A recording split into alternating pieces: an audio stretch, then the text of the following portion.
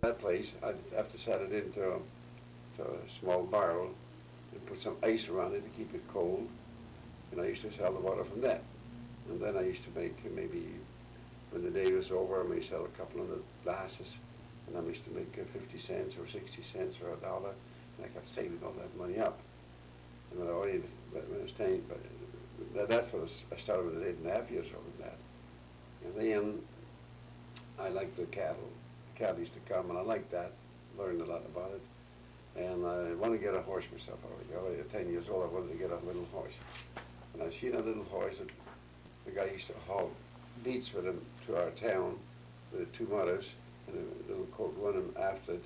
And I was trying to save enough money to buy that colt.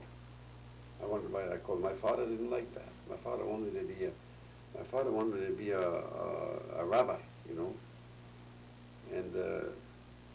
And he objected to that, but I was used to still, he used to go to work, and I was doing what I wanted to do, you know. And I kept going like that until one day I decided to buy that colt. The guy said he's not going to bring it anymore, and he went with the mother, you see. And I wanted to buy that colt. Mm-hmm. So what do you think I done? My father used to send me. That's fine. My father used to send me to borrow money. He used to borrow money from one fella about up the street from us, you know, $10, $15, $20. So this time the guy said he wants the money, or I wasn't going to get the coat. So I went down to this fellow by the name of Louis, and I said, Louis, my father wants $10. He said, okay.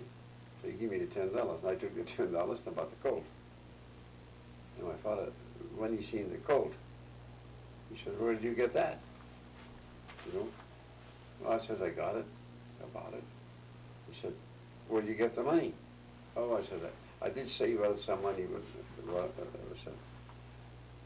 I didn't have no $10. I think it was $6, $7. And he didn't like me to do that because he wanted me to have my head on to go to school and learn to be a rabbi. But I wasn't going to be no rabbi because I liked the livestock, and I was stuck by it.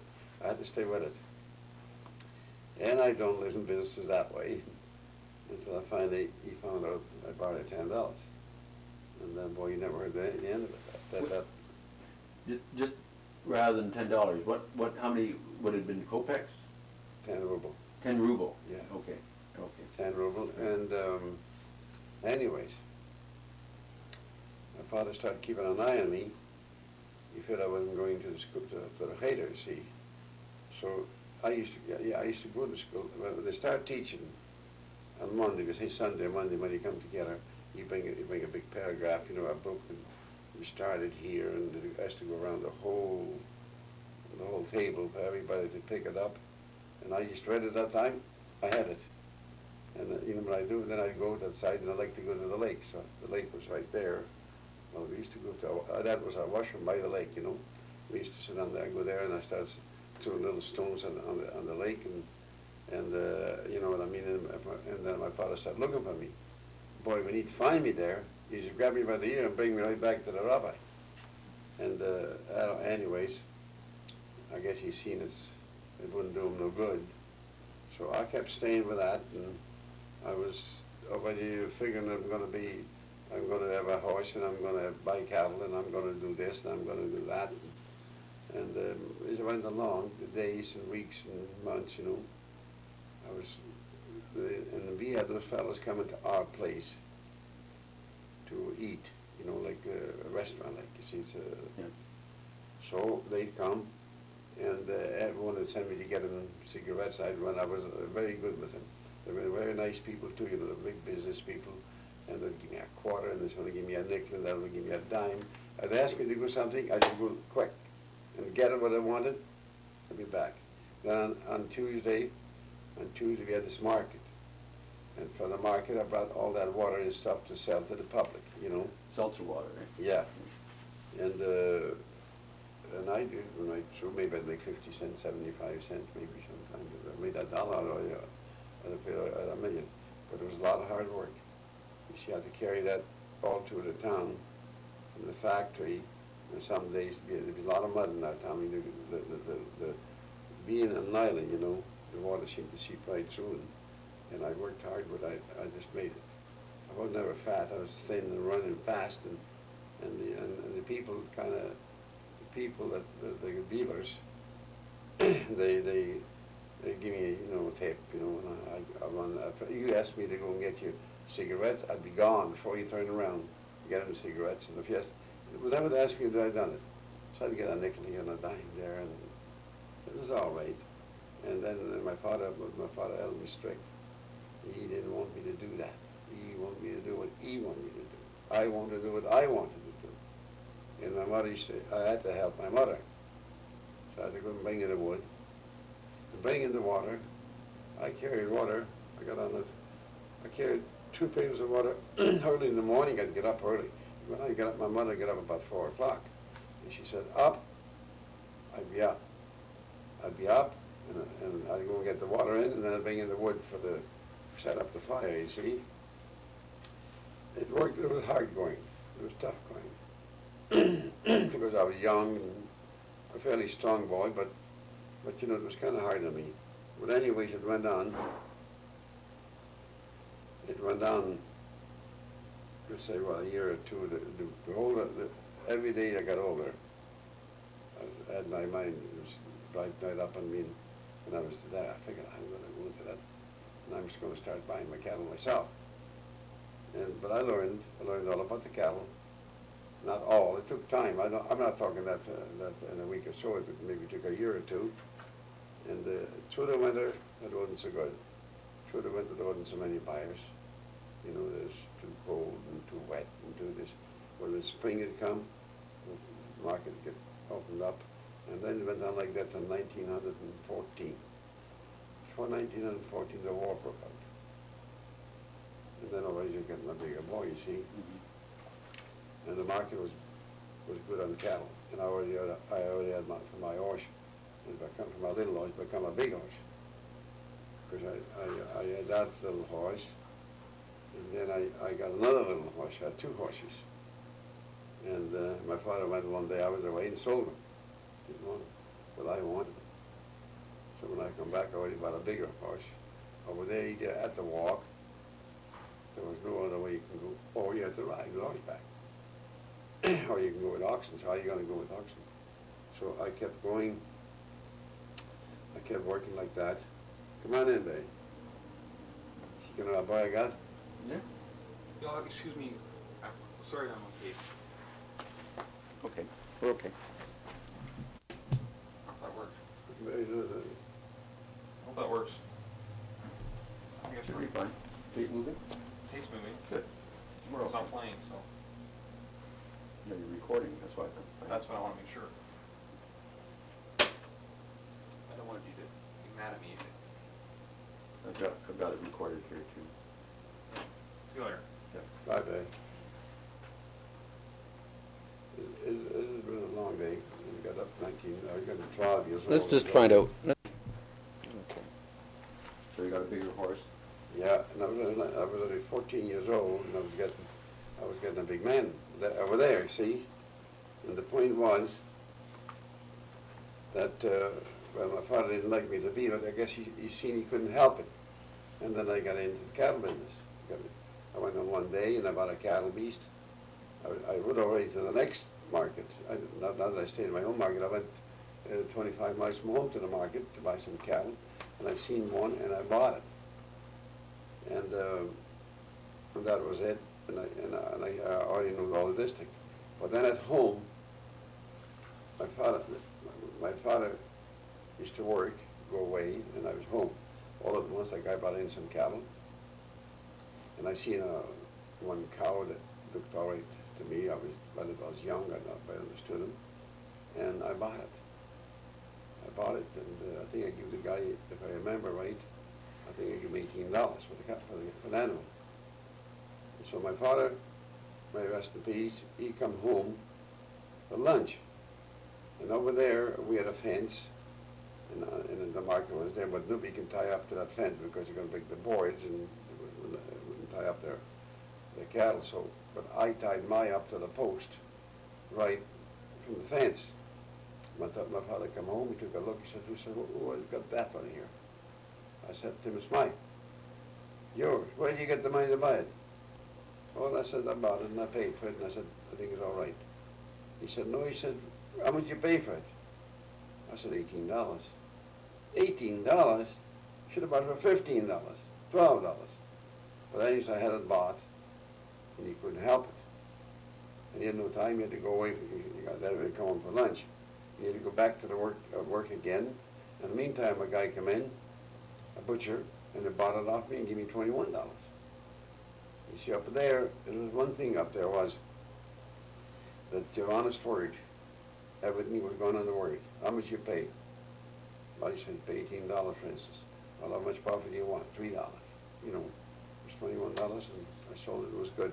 And the guy bought it and gave me $21, and when my father come home, and see the animal was gone, he said, what did you do with it? I said, I sold it. I said, how much you sell it for? I said, $21, you give it away. You should have kept it. I couldn't buy it, it was too dear, and I'm going to sell that stuff so cheap. But anyways, it went on, and I've become already a little bit, I was 14 years old. At 14 years old, you already become next to a man. So I got partners with another boy, and a lot of the cattle buyers were buying for the government, you know, and they were afraid to go up in the road to buy cattle. So they said, Alec, you want to go buy some cattle? I said, yes. And I riding out with my horse, and my partner with me, and we'd go so many miles from home, and we'd buy so many cattle, and we'd bring them in. Why were these people afraid to go? Well, there was a lot of killing and robbing, and you know what I mean, without the money was, the people had to be careful. The old men, they wouldn't go. You see, you go like you go up here in the next town, you know, and we used to go maybe 15, 20 miles from home, 25, and buy some and bring them in. And then as we got working, Dave, we got bigger, we got smarter, and understood the business, and they needed the cattle because they used to take it.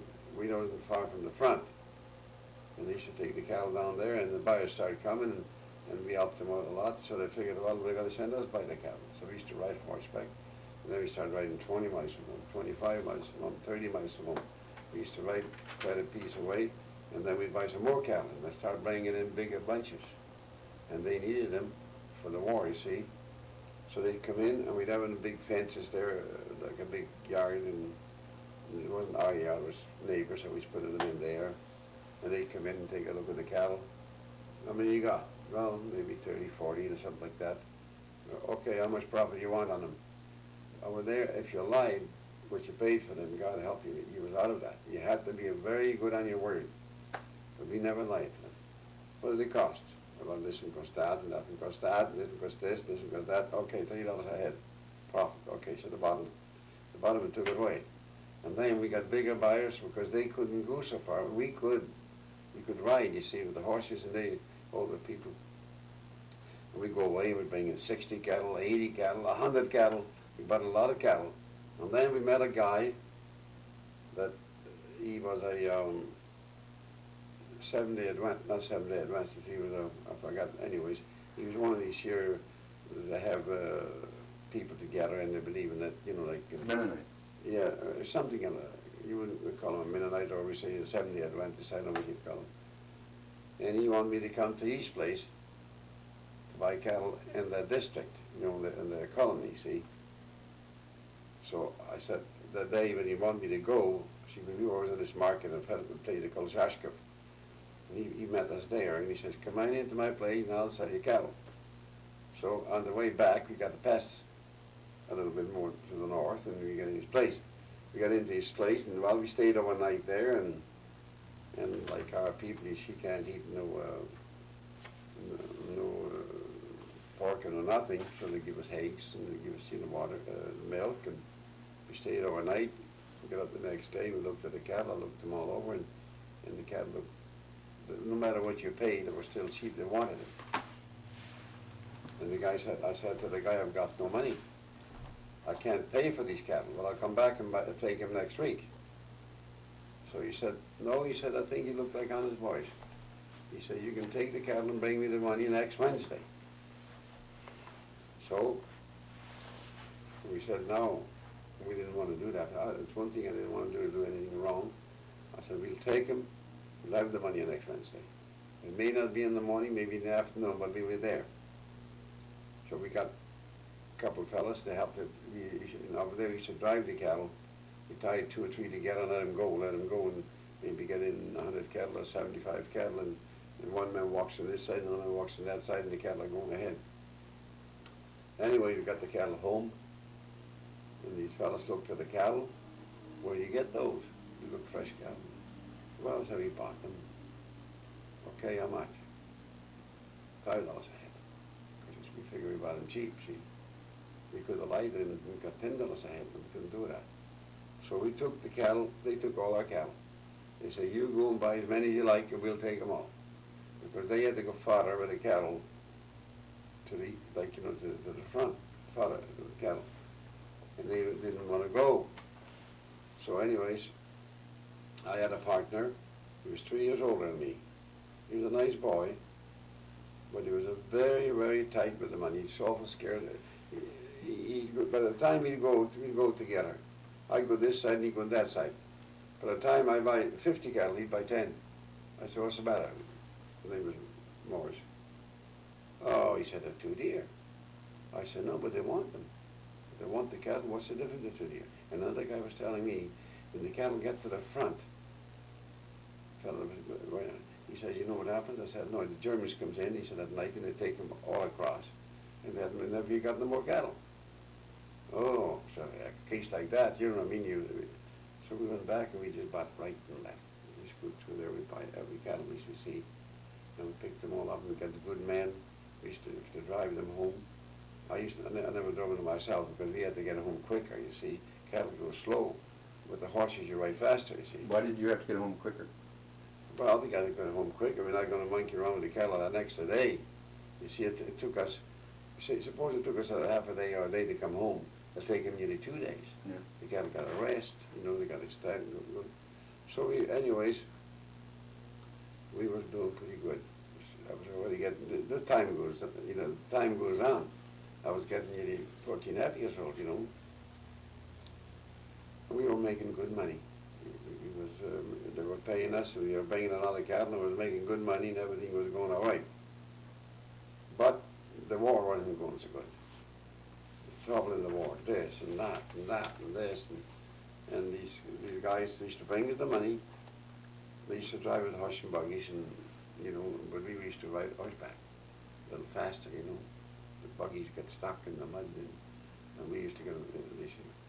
And then it got so that the roads got bad because there was a lot of people, like thieves, but robbers and killers, you know what I mean, and not everybody can get through.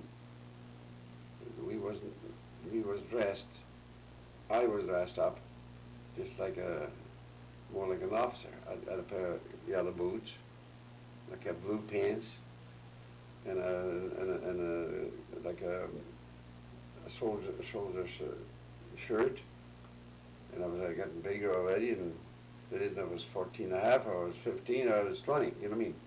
And my partner was the same way, but not as bad as I was. I was the leader.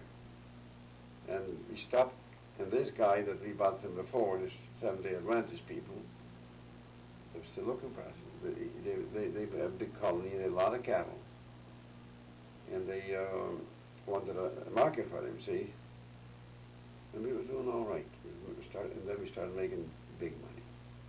We weren't selling them more for $3. The market in this end, like towards the front, the cattle would nearly rise the price because they had to have them. They were already cleaned out, so they were giving us pretty good profits. And the way we had our money, we had our money in bags, carried it in bags, because there's all cash there.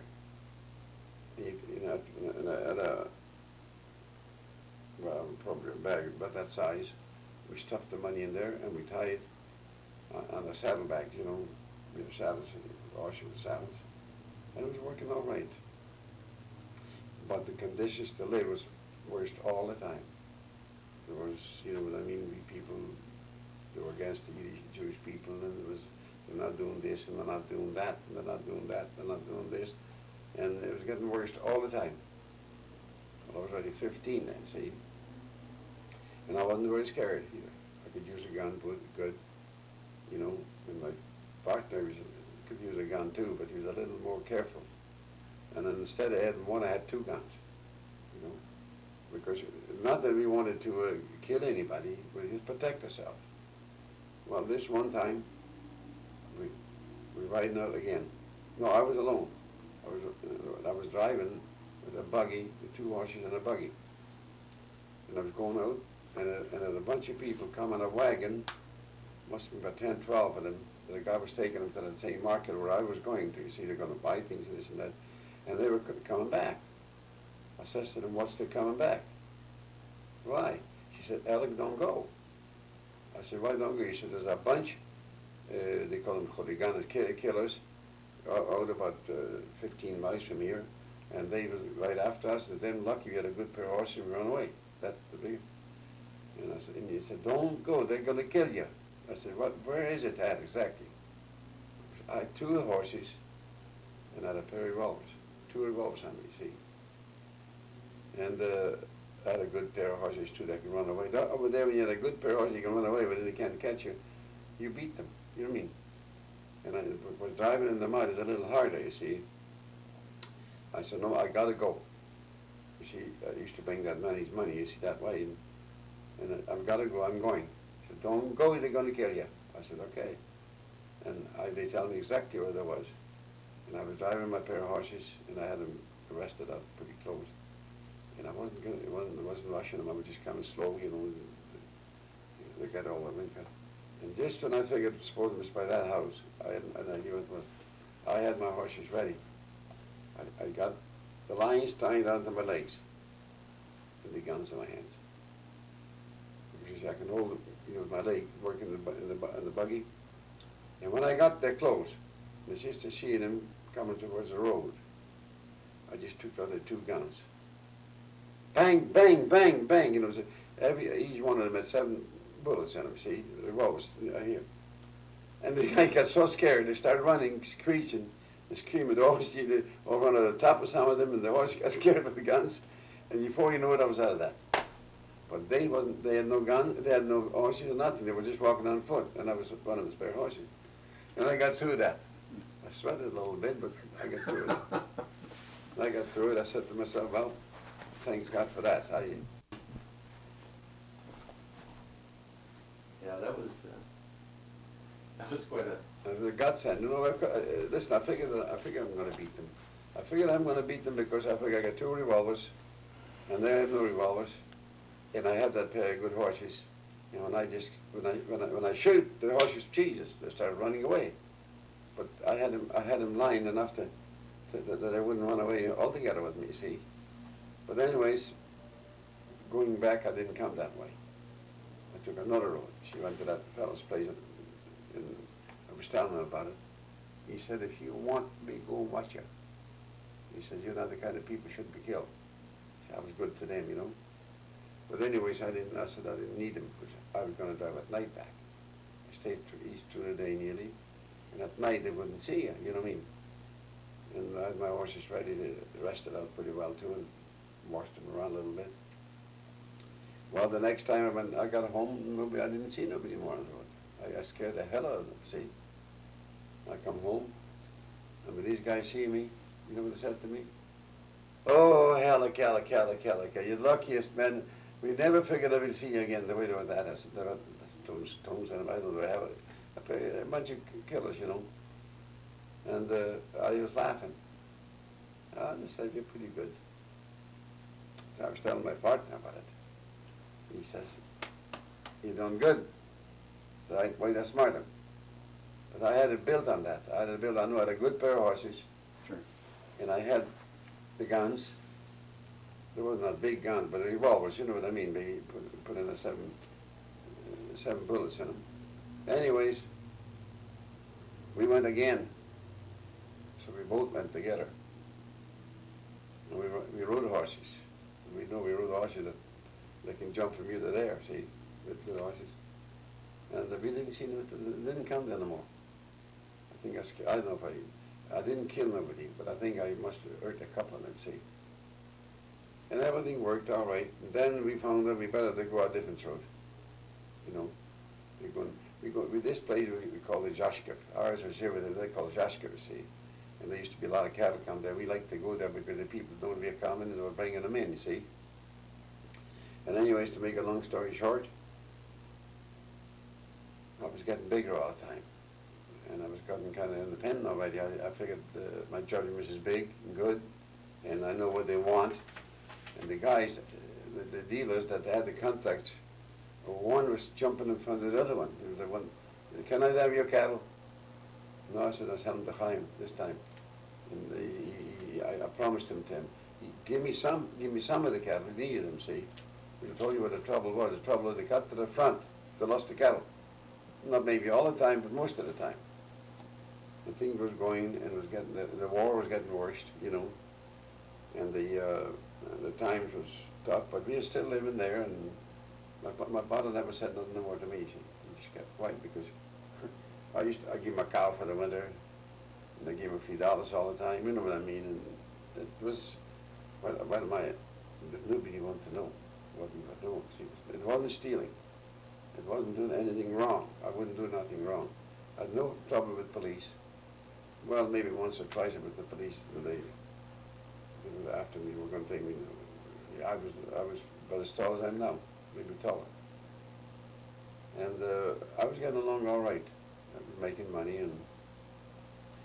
and I used to I had 3 good horses already. See, when I'd ride one night a day, I wouldn't ride them maybe next time. You know what I mean? I just and over there, that's the only thing you can go by with good horses, because what are you going to do? You're going to walk, or you get on an ox. You can't ride on oxen. You got to ride on horses. But anyways, it worked out all right, and we kept going. But the war was going from bad to worse. You know, it's going bad. And in 1915, that was 1915. My parents, my father wasn't building many houses already. Things were tough, you know, the war was on, and they needed help, so I gave them all the help I could, you know. And I had a cow for them and this and that. And they were putting through the best they know. But my mother, by having that restaurant, you know, she was doing that bad, you know, the people still used to come and this and that. And it wasn't a happy life. It was tough to be pulled through. But as far as the cattle business goes, it was good there because they needed them. You know what I mean? They needed them, but everybody was starting to kind of snuffing up, you know, with this war. You know what I mean? Bad, and people come home and they were wounded, and people could they could not even walk, and there was all kinds of stuff that. And who do you think that they blame on? All would blame on the Yiddish people. Sure. Are you all right? Everything's fine.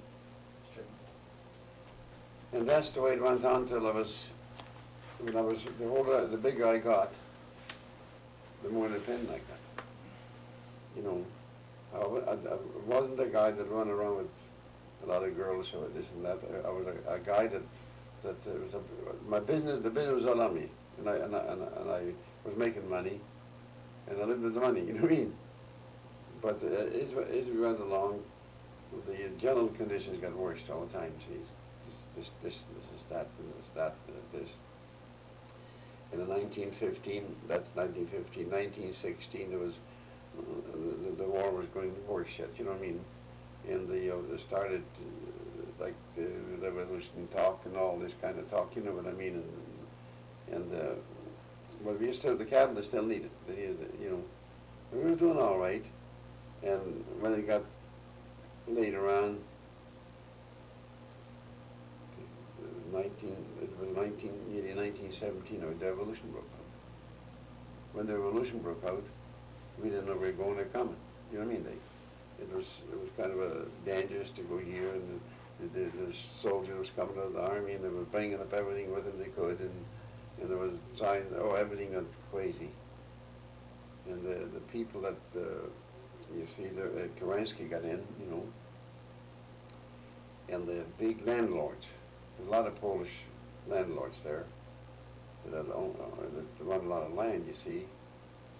So the guys start taking away the cattle from them, and start taking away the horses from them, and start taking away everything from them. They just take it, they took it, and they burned it, they started burning out the buildings, you know, with the landlord, that beautiful, beautiful places. It was a rotten shape. I said to one bunch of guys, well, why do you burn this building for? But as nice a buildings ever you saw. I said, you can make a school out of it or a place.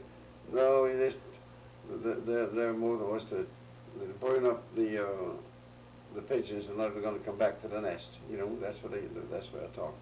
But things was very, very, very, very bad. You know, it got worse and people got drinking and everything got bad. It was coming to in 1917, you see. And the soldiers all left the front, and this was going on with a pair of horses with another shotgun with a big, you know, the two-wheel Cannon? Yeah, cannons, and this was going home with this, and then it was going home with that, and the Kaminsky, he got in. It was already, you know, a big mix-up, see. So I decided they can go to hell with that country. I'm going to go to the United States.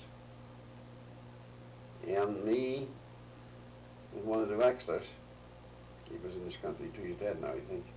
The oldest Wexlers, they were our relations, you know, we kind of related. And then there was another thing there, what happened. The killers now, they started to come into town, robbing, stealing, and I don't know what the hell not doing. Anyways, we had a man come out of the army. His brother was here in this country. His name was Brother.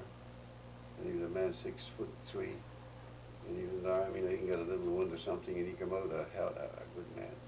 And he organized us. We were vigilantes. Nobody had to know. My sister and my father, nobody had to know. Nobody knew that I belonged to that. Because if they know, and the killers come in, and they start forcing, they're bound to tell them, you know. So he said, nobody should know what you do at night.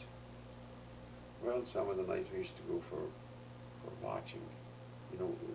By the big lake we didn't watch, but by the narrow lake, we had to lay down there and watch to see that the guys don't come across at night. We watched so many people watching the bridge, so many people, you know, watching the town, you know, like vigilantes, you know. We call it vigilantes in this country. But things got tough. You had to sleep in the mud, you know. You go down there, you get tired, and you fall asleep. You know, of course, I only done maybe one night a week, or the most would be 2 nights a week, but mostly one night a week. And the whole thing got already so mixed up, Dave, that you didn't figure if you got better live or die, you don't know what to do, you know. It got bad. Then I decided, in 1917, me and this cousin of mine, Sam Wexler? Was it Sam Wexler? yeah, we went to, we decided to go to Manchuria. Manchuria. Have you got that? Have you got that? That's fine.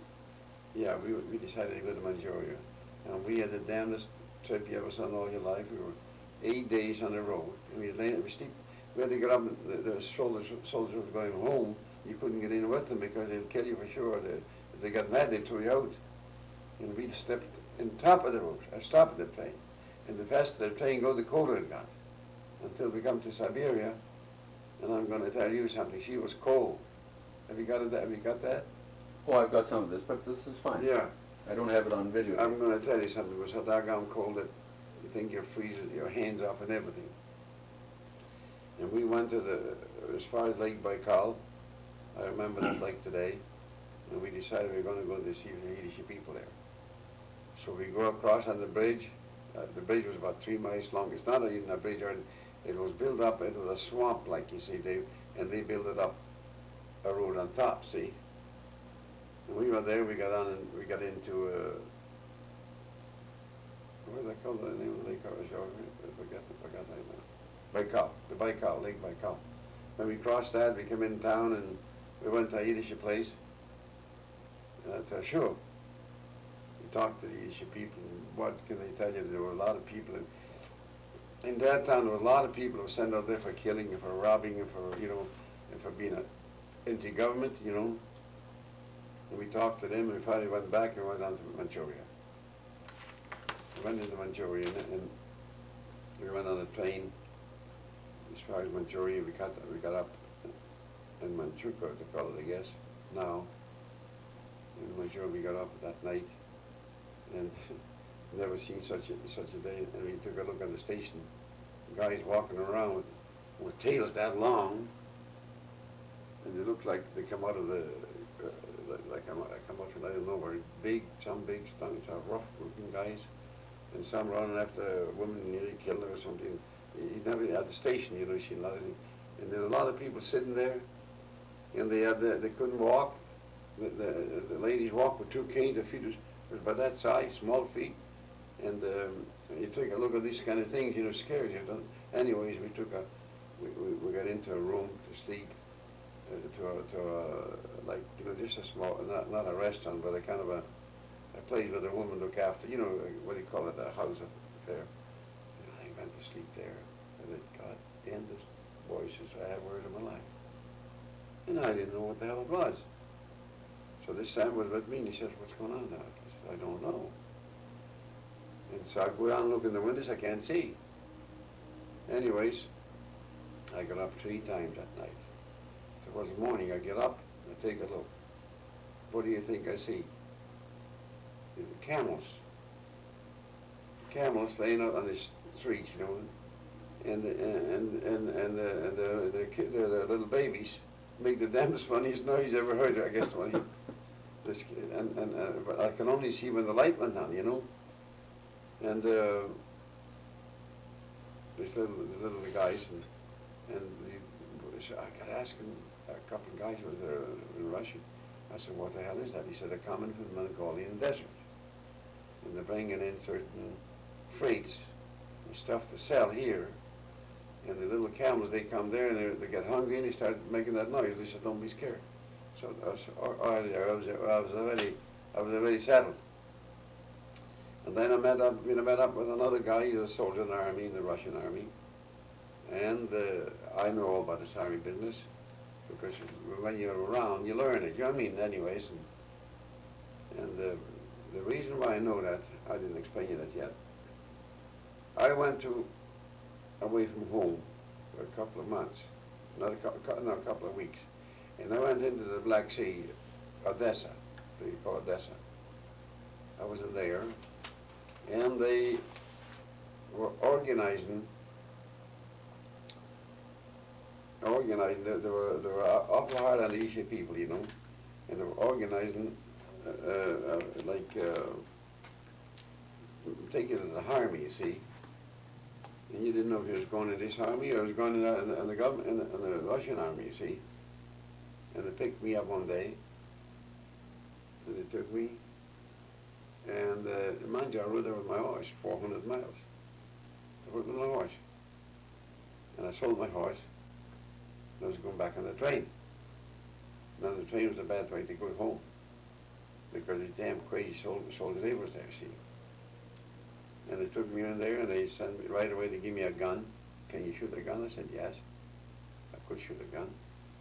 Give me a gun, and they give me another guy, a friend, made me up a friend with another soldier, and they sent us away to go and have something to eat. So we went downstairs. I'll never forget it. There was a coffee restaurant, the coffee there wasn't like the coffee here. It was more, I don't know, it's a different taste to it, you see. We went down there, got a cup of coffee and a bite of some kind of bread and this and that. And the gosh damn thing, I took a look. There was a bug in it. I couldn't drink it. Anyways, I was around there for about 2 weeks. Nobody knew. I must tell you a long time. I was around there for 2 weeks. So one night I says to the guy, "Listen, I may get killed here anyways." I said, "You take my gun with you. You're a friend. Take my gun with you, and I'll go." And what do you think I done? I give him the gun, took off my clothes, and bought other clothes, and then I went on the train, not in the train, on the train. Over there, you see, there was no room in the train, so we used to ride on top of the train. And I got on that train, and from that train we went about maybe a couple 100 miles, And we come to a station, with the station, what do you call it, a station where all the trains go this way and that, you know.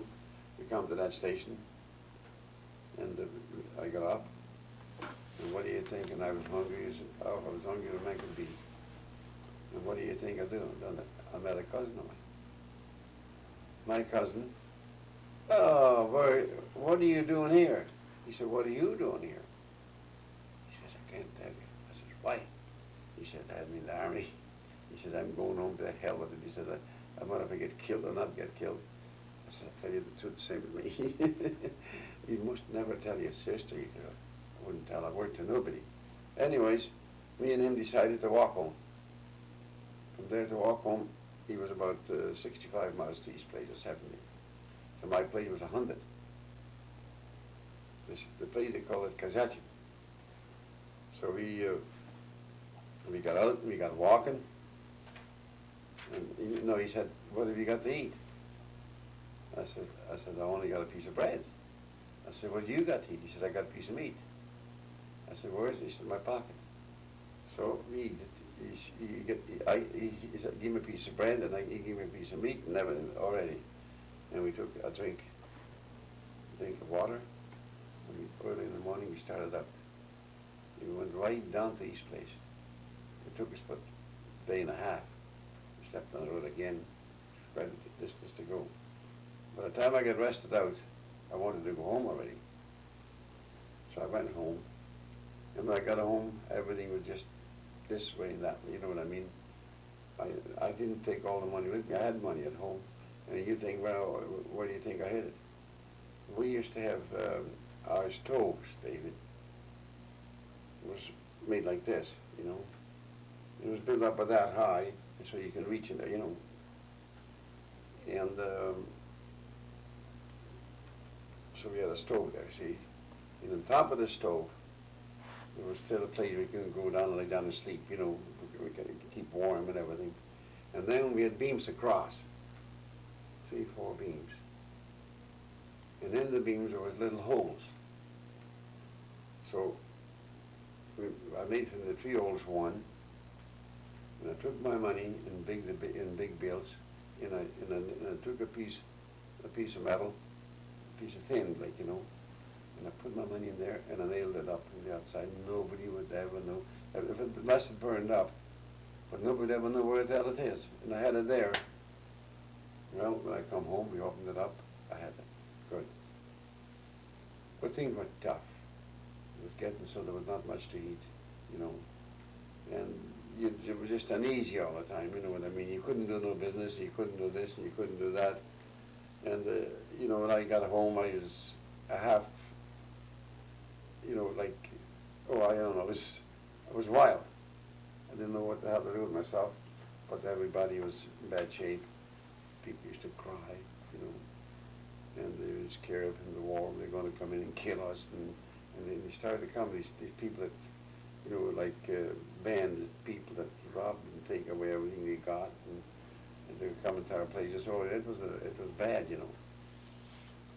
They took away this, and they took away that, you know, and they came in one day and they killed about 16, 17 people in that town, or 20 people, I don't know how many, and things got very, very tough. I think I'm going to stop now. Good idea. You want to go have something to eat?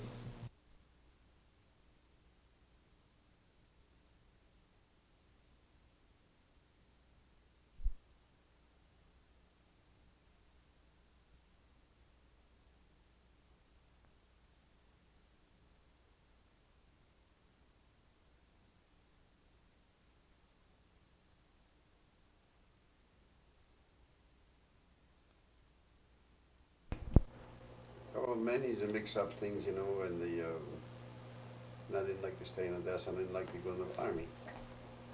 Because it really was not a mobilization, it was just took you and put you in there, and you had to either do or drop dead or something like that, you know, you couldn't just really, but I decided I'm going back home. And if they're going to take me, they're going to take me. But I got through. I got back.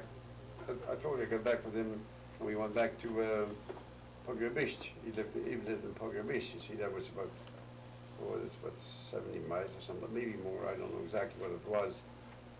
And we went back and we got home in a day and a half.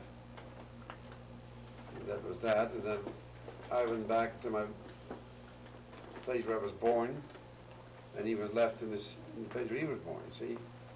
And when I got home, everything was in a mix-up. You know, there's kind of I don't know, it was, many of the things come up that you now they believe it could come up, you know. And the killers, they were going around and taking away what they could from the stores, taking away what they could from the people, and kept the whole thing under very, very strict, what do you say, very, very strict law, you know what I mean? And everything was, you know, you just didn't know if you're going to be here today or you're going to be here tomorrow, or where you're going to be, you know? Were these soldiers, or were they, Well, there was that soldier come in, or the chief of police or something like that, and there'd be 2, 3 guys going with him, and send them out, and they were stepping right on our toes and everything, you know, just to keep us scared, you know, and it kept on going like that, and then the revolution broke out, you know. None of us knew what to do. We didn't know where to go, what to do, or how we going to protect ourselves, and it was the biggest mix-up you ever saw in all your life, you know, just, you know, when people like lost sheep, you know what lost sheep is? And finally, when they come out, that Kerensky got in, you know, that was in the revolution, like, everybody went wild, you know, they didn't know what to do with themselves, and they didn't know what to do with anybody else, and the law was broken down, everything was going silly, you know. And then we started listening to all this, they were agitating many of the things and making new laws, and everything broke in. It would have been all right if it was only laid off a little bit, but it didn't. And they started taking away from the landlords. The landlords were from different countries, like some from Poland, and some from some other countries, and they had big estates, you know. And they started taking away from them the animals they had, a lot of horses to work with, and a lot of cattle to keep, and they made up new laws, you know what I mean? And they were taking, they were just taking away everything, and upsetting the whole thing, and grabbing these guys. They didn't do nothing wrong either. They're just people that landed, like landlords. You know, they owned the land and they worked it and they sold the field. This we got, so everything was just ripping apart. They were just making, you know, burning things and ripping things, and just went wild. that was right after Kerensky was appointed? Yeah, because they wanted to, why they were doing it, I don't know. I said to them, what do you spell it? They were ripping down buildings, they didn't know what to do with themselves. They got making a lot of homebrew, you know, and then they go and take the pigs from some of those guys, and they cook up the pigs. The guy said they boil them up, and everything was going, but they were socialistic, like Kerensky and all them fellas. They were socialistic, but these people, they were communistic, you see. They want to take everything away for nothing, see? And they did. They took away all the pigs, and they took away all the oxen, and they took away all the horses, and they took away all what they had, all them, the machines, you know, and everything. And they killed off some of the landlords, you know, that was renting the properties. Would they have been called Bolsheviks at that time? Well, there was, some of the people were more of a Bolshevik kind, you And know. then there's some Mensheviks. Rather Bolsheviks and Mensheviks, you see. But this year, they want the Bolsheviks come in, the other one were the Mensheviks. You know what I mean? There was two different ideas. And they made it work out all right, but the population got spoiled, and they just drinking, made a lot of home brew, and they were drinking that, and they didn't care for nothing. They figured have good times. And our people, we didn't know what's going to happen to us.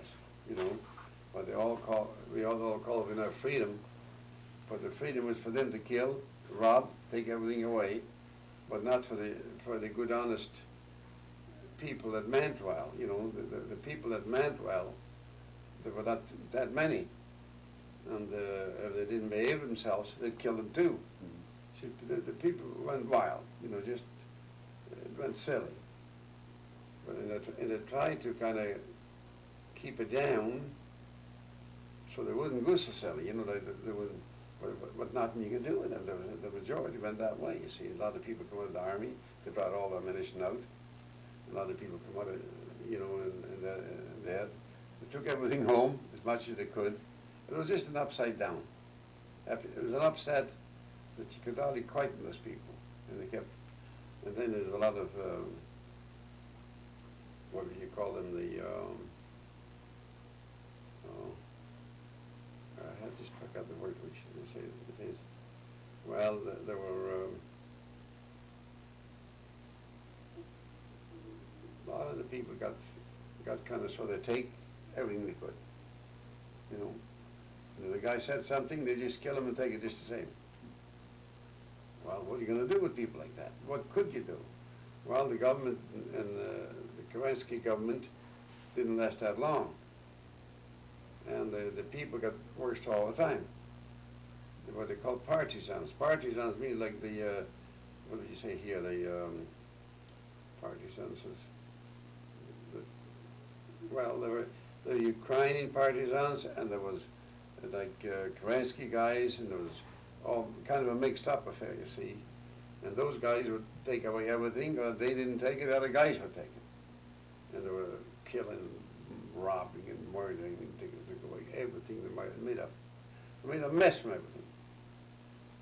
Burning up buildings, they don't know what, they're going wild, you know. Was there much burning that went on in your town, in your shtetl?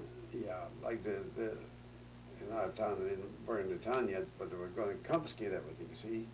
And what they done, the landlords, they were living out in the country, like, you know, 3 miles away, 5 miles away, and they were going to burn all the buildings down. And we could turn the buildings down, they said that the birds would be gone and they could go back to the nest. You know, that was the way it brought out in Russian. Well, the nest was burned all right. The nest was burned, and other people got away as much as they could. I couldn't see it over that way, but just crazy. Crazy, they didn't know what the hell to do with themselves. They'd make their own brew, and they'd drink that, and then they'd have pigs, and they'd kill the pigs, and eat. And once they got all that into them, you couldn't do nothing with them. They're just wild. So it went on like that, and it got no law. The law that they had before, the military law, wasn't there anymore. It's kind of this revolution changed a lot of things. Well, and then I decided there was no use for me staying there, because a lot of the people from the town, they couldn't leave. You know, there was that stores, and they had the houses, and had this and that, and our people didn't know what to do with themselves. They didn't know where to go, what to do. They couldn't stay with the killers, and you couldn't stay with the other guys. You couldn't. We were kind of a separate case, you know. So that fall, like I went on to fall, and that fall I decided. That's when I decided I'm going out of the country. You know, so me and Sam Waxler, we decided we were going to go to the United States. We couldn't get out from our way this way, so we had to go east into we had to go to Japan or China. So we took the train, and we started getting out of there, and lots of the army soldiers were still coming home. And you had a hell of a time to go inside. If you walked in inside and they didn't like it, they'll throw you out to the window. The plane was running, it would kill us, you know. So we started going to what do you call it, Siberia, see, to go in, from Siberia we go into, what the hell is the name of that place now? Karbin, that's not far from Manchukuo. We're going up that way, all through Siberia and all the country. So we got going through there, and then we went up as far as Sibirsk, and they were fighting the civil population. You've never seen anything like it in all your life. The Cossacks come in, and they were killing the people right and left, you see. They wanted the Tsar back, and the other ones wanted the other ones back, you see, and there was the biggest mix-up you ever saw in your life. And we happened to be at the station, and from the station, the front was up maybe just a quarter or half a mile. And they were on their horses, boy, they came in with these cyphers, they're cutting the head off. They were just, didn't know what the heck was going on. You scared us to death. We didn't know what's going to happen to us. But anyways, the train on the railroad track was quite a piece down low, so they decided we were going to go. And we went going farther into Siberia, you see. And we got away from there. It was getting towards evening, and we got away on that train, and away we went. And as we went along, we were going, as I thought, the Baikal. You see, we were going to that, we were in Novosibirsk, and from Novosibirsk we were going to the Baikal. See, well, we weren't going to get there tomorrow because the trains was about as slow as you can make them, and all at once. They had nothing to go, not to put in the engines, so we stopped, and you go down, and you cut a lot of wood up, and would carry the wood up to the railroad track, put it in the back, you know, and they kept burning that. And that kept going. Finally we got to the Lake Baikal, and as I told you before, I don't know if I told you before, we decided I was going to stop there and get away from this. We didn't know what to do. So when we stopped, I think the plane was going to stop over so long anyway. They had to go to fix this and fix that, you know, to go to Manchuria. There was quite a distance yet to go. And we went to town, and so we went to find the Yiddish shield, see? But through accident, we found a guy, and he told us where to go, so we went there. And we come in, there were some Jewish people that were laying 12, you know what I mean, davening. And we got asking this and that, but they didn't look like we should stay there.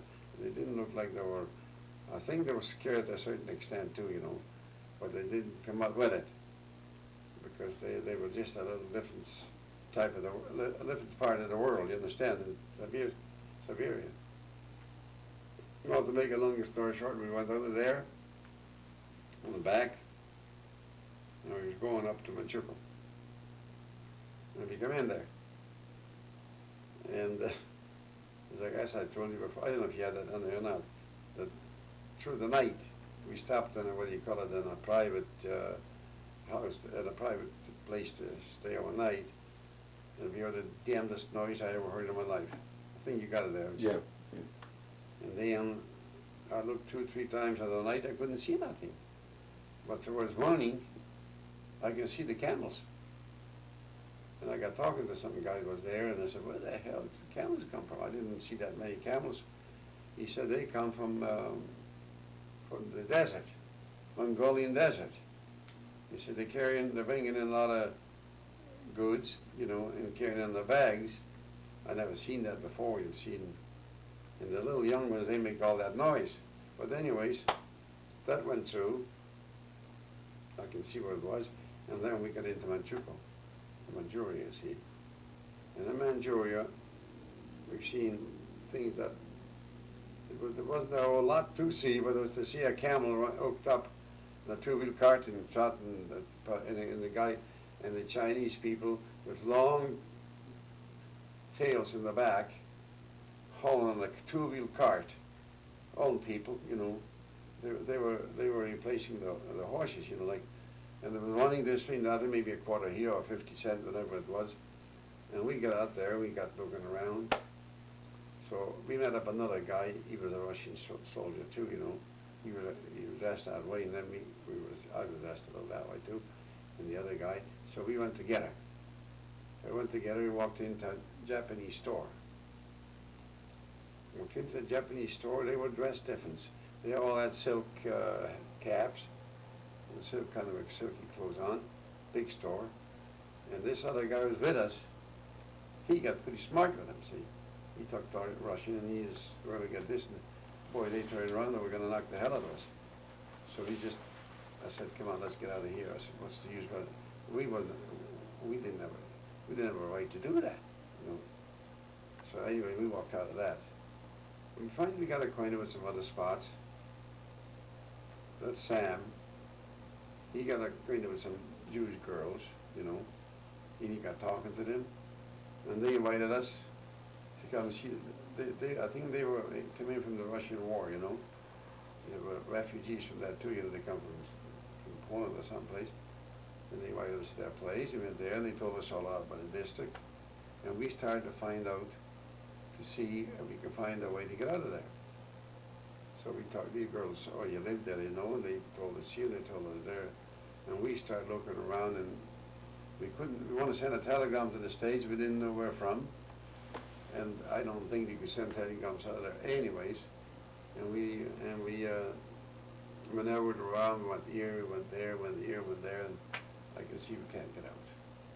So I says to Sam, let's get back home. So you can't get out, you know. And so we decided we're going to go back home. So it took it, I think back home, it took us 9 days to come home. On the train, not in the train, but on the train. On the train means that you climb up on the side of the cars with like ladders, you know what I mean, all made pieces of steel. So we started out from home. When we got, and I bought myself not a Japanese hat, but the hat was different. They were made up kind of a gray fur or something. Anyway, we got home. They knew that I was someplace, you know. When we got home, we got back home, and we had spent quite a bit of the money we had, you know, on the train. Someplace it didn't cost so much because we didn't buy a ticket. We were on top of the plane. It was cold as hell, you know. That was a cold country. You can went to Moscow when it's cold, but we went from Moscow back to Ukraine, and it was a little warmer where we come from, you know. When we got back home, and I want to get a rest a few days and see what they're actually going to do. But this revolution didn't make it good. It made it worse. There was everybody become a headman, you know what I mean? They become big, and if you didn't behave yourself, they're liable to shoot you or something. You know, they were just, I don't know, it was just an upset. You made this trip in the fall of 1916, was it? Yeah. No, it wasn't the fall, but it was already going into 1917. You know, like late in the fall. Late in the fall of 1916. Yeah, like no. 1916, 1917. I don't, at this moment, I didn't remember exactly. When the revolution broke out. Okay, 1917. Yeah, it was 1917. Okay. I'm wrong. And you know, there was lots of trouble. There was no, you see, the business that we done before, like the cattle, wasn't going to the war anymore, you know. And but we still got in back to the cattle, and we shipped them there, but it wasn't as stationary as it was before, you know what I mean. But then I decided to get out of that country because everybody become a top man and this and that. And so I decided I'm going to go to Vinica. Vinica was a place closer to the Romanian border, and we figured we can get out that way. You know what I mean? And I got to Vinica. Wait a minute. Okay, go ahead. No, before all that, I decided I want to go. I went to Venice and looked things over, and I rode on a pair of horses, and I bought a pair of horses, and I rode them right back home, 80 miles. And when I come home, I come in, and I'll never forget, on a Friday, I come in home, and I rode with these horses, and on Monday, I got one to buy the horses from me. And I sold him the horses for $1 million. And I exchanged $1 million for $100 gold. That's how the money was worthless. And I said, I'm moving out of here. I'm going to move out of here. We're going to go to Vinica, because Vinica was a place of 70 or 80,000 people, a lot of Jewish people, and they had a fairly good army to protect ourselves. And here there's no protection. It was only us, a few Jewish people. There was nearly 200 people, 200,000 people living right around where we was, you know, and they were all from the Gentiles. And I said, we're going to get out of here. When I said I'm going to get out of here and move out, I went a little too fast. In the meantime, this girl, this wife of mine, she was friends with me, you know, and she used to follow me around all over the place. And she wanted to go too. You know, there you don't take a girl with you. So her aunt, she had an aunt, she was blind in one eye, and she kind of took a likeness to me, you see, and she, because we were sick, I forgot to tell you about it, we were sick before, but it was that there, you know, the flu went around, flu went around there, and we laid at my uncle's place. Our house was a little too prominent, you know, but he had an old little house. The 16 of us were sick, and we all laid on the clay, slept on the clay, and tried to get out of that, you know. Well, it took us quite a few days before we got over that. What would you call that? It was An epidemic. epidemic, yeah. And when I got up, I could hardly walk. I would just. But this woman, used to. We couldn't get the milk on the side we lived in, so she used to bring me milk and look after me. But anyways, I got out of that. When I walked around, I could hardly walk. I was just about half drunk. You know, that kind of. I wasn't able to walk. But she come on and she was looking after me still, and when she heard I'm going out, she says, "You can't go." I said, "Why?" He said, "If you go, Linda will die. She's gonna be. She wants to go with you." I said, "Oh no." I said, I don't take anybody with me. The girls, a girl you want to take with you? You know, in our country, take a girl with you, but you know that you're. No, anyways, she says, better get married. Now, just before you get into that, and we'll come back to that in a minute, I'm having a bit of trouble with time. You come back from Siberia Yeah, in about 1917. yeah. It took you 8 or 9 days to travel there. It took you 9 or 10 days to come back. How long were you in Manchukuo itself? Not very long, a few days. A few days. Yeah. And then you decided it wouldn't work? Well, it didn't look like it worked. What did you staying there? Okay. So 1917, you're back home, and things are getting worse. But you're still in the cattle business. Oh, yeah. But It wasn't then so you much- go to Vinitsa. All right. About when did you go to Vinitsa? Do you remember when? Was it 1918 you went to Vinitsa to look it over? Well, it'd be pretty close to it. Because the time goes on, you know what I mean? I can't remember the time. But pretty close to it, you see, I jump out of the horses and I'm gone, you know. So it's not 1,000 miles, it's only about 80, 90 miles, 100 miles. And I've been up there, and then I come back home, as I said, I was sick. That all came in at the same time. I was sick, and I got over that, and I got a little bit better, and I decided I'm going out of there. I'm not going to stay in the damn place, it's no good. Because you see, it gets so crowded up, it's so jammed up with all kinds of killers, you know, that you couldn't stay there. But if they ever get us out, they'd kill us all out.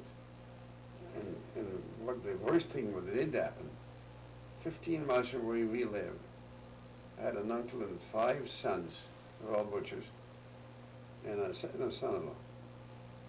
In that town, they called it a Kiev.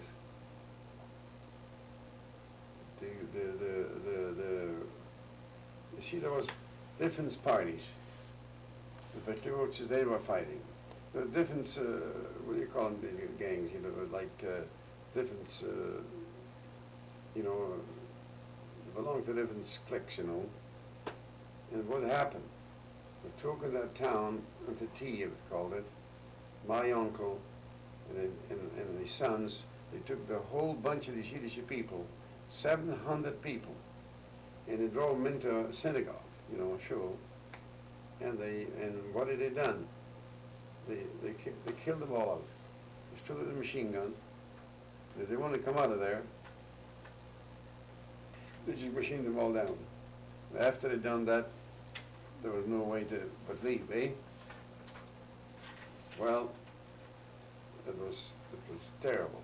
It was the worst thing you ever saw in your life. 700 people all killed them out. For what? Because they were Jewish people, see.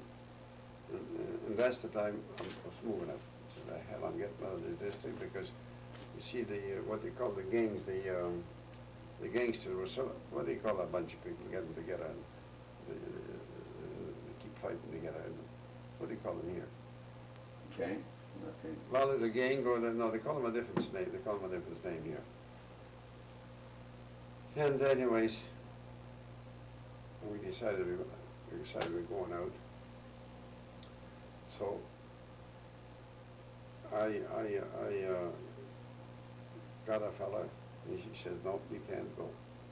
You've got to do something for me. She said, I've done everything for you. And he said, if you want to get married to her, take her as a married woman. She said, okay. If you don't, she said, I'll kill myself. What the hell are you going to do? Well, anyway, that was on a Friday. I decided if I'm going to get married, it'll be next Tuesday. So for next Tuesday, I had an uncle, you know where he killed all these people in that town? Yeah. My uncle, I told you looked like Barry, he was the leader of the town, like the probation police, he's a policeman, you know, and he was the head man. And he come to our place after this burning up all these kids. They burned it in the town where he lived. And he come to our place for Tuesday. Tuesday we had a sale, a sale day, and I was supposed to get married that day. Before I go away tomorrow morning, I was going to have a chipper. I was going to let the girl go, and she's a married person. I didn't know what the hell to do. And I said, what the hell, I'm going to get killed probably anyways. Didn't make a damn bit of difference. Well, you know, we figured you could, it didn't look any other way but you're going to get killed, you know. So, okay. So we made that wedding, the weddings to be Tuesday night. And my uncle was there. He's the chief of police, that's what he was. My uncle was there, he was going to arrest some fellas. And he said, look, I'll stay here over the wedding, see. The wedding only took 3 days, and the wedding was on already. And we were just that night, but this time of night, maybe no, a little later, but 5 o'clock or something like that. And all at once, we start shooting from all sides. You could hear them shooting from all sides. So we decided we're going to run into the butcher across the road. You know, there's a butcher there too. We're going to run in, and he had an old house, and he had a lot of hides up there, drying them up. And my uncle said, the hides, they wouldn't be letting the bullets go through, they slip off. So we just go up there. So we went under you know, what do you call, under the roof, like, and the ceiling, you know, what do you call it, on the, Eaves? eh? Okay, attic. Attic. We went up there, and we heard all the shooting going on from all sides. We didn't know what the hell we were going to do. So, and he told me all the secrets, but I should tell his wife if he gets killed. And I told him all my secrets, or money and everything, if I got killed. And we had the hides laying on the sideways. All at once, they stopped shooting. They stopped shooting. So I said to my uncle, I said, I'm going to get out, and I'm going to get one of the boys with me, and we're going to go up and see what's going on in the middle of the town. So, you see, like we was on that street where I lived with about 5, 6 boys, and the way we used to get one another out by whistling, you know, keep on whistling. So one boy come out, I says, send me Sam, Simka. Okay, so he sends him up here. This Simka was a friend of mine, because when I had my finger shut off, he held me to cut my finger off, you know. I never forgot to tell you about that. So anyways, so he comes out, and he goes down the street. He comes down the street, and we get on our stomachs. I come out of that roof, and we come on our stomachs right to the center of the town to see. It wasn't a big piece to go to see what the hell is going on there. All at once, we seen the boys on horses, like soldiers and horses. some Chinese soldiers, all kinds of soldiers. And we just wanted to listen to see if they're communists or killers or who the hell they are. You know, we didn't know. But anyways, we figured out that they're a kind of organized bunch, you know what I mean?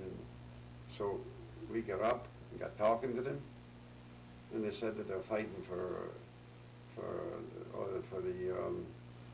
make the Ukraine, you know, to get a Ukrainian government, you know.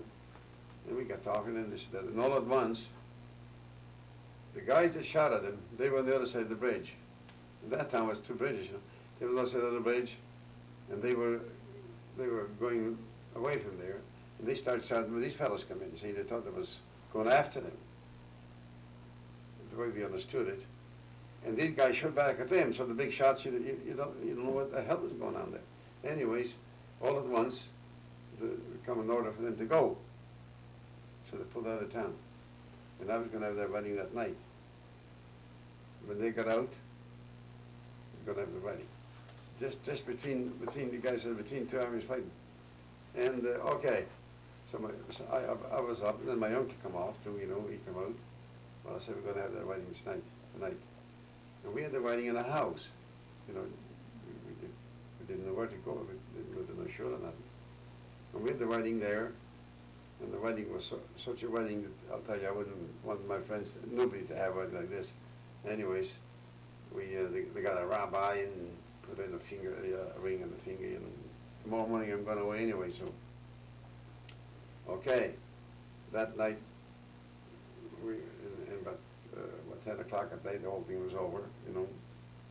And the next morning, we was going to go. And we did. I went with her, and then 3-4 other couples wanted to go. I go, they want to go too. They don't want to be in this town.